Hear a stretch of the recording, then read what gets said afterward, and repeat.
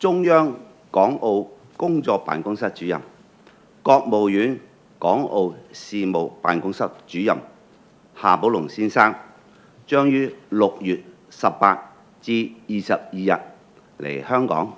出席由特區政府舉辦嘅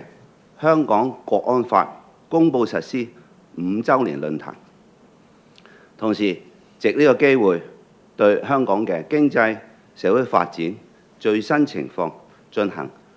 調研考察。我感謝夏寶龍主任一直對香港嘅重視同埋支持，我同特區政府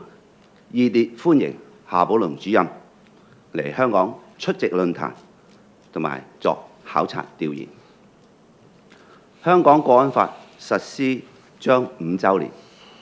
維護國家安全條例生效1年多。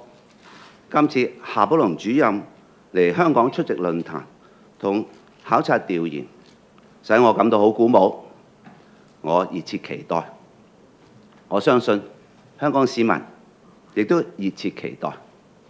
特區政府會全力支持同配合，確保一切順利進行。